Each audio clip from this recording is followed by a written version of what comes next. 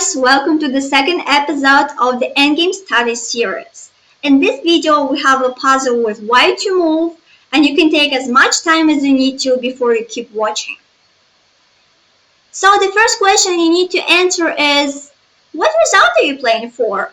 A win or a draw? And the answer is kind of clear in this puzzle.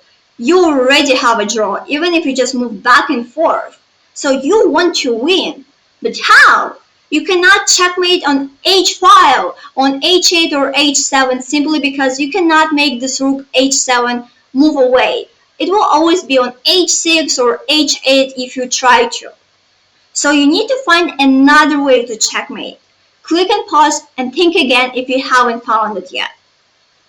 Answer is you want to place your rook on g3, and if you manage to do that, you'll be able to checkmate. But how? If you start with rook a1, then it's not good for you. You give enough counterplay to your opponent.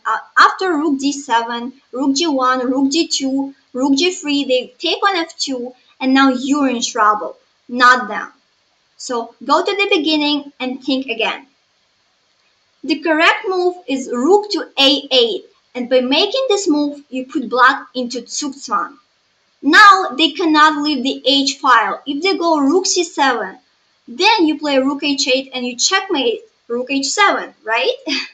And they cannot also play rook h5, because if they do, you just gain the rook. The only normal move here they have is rook h6. But that makes the rook passive. The rook cannot get and create counterplay for the king, not in time. So why place rook a1 now and have the same plan to checkmate by playing rook g3 and then rook h3? So let's see what happens here. Rook g1, rook b8, and we go to g3, our destination square. So if they do rook b2, we just checkmate rook h3. But if they take us with their pawn, we take them back with our pawn, and we checkmate. So the point of this puzzle was to notice rook g3 idea and put your opponent in zugzwang before you do that.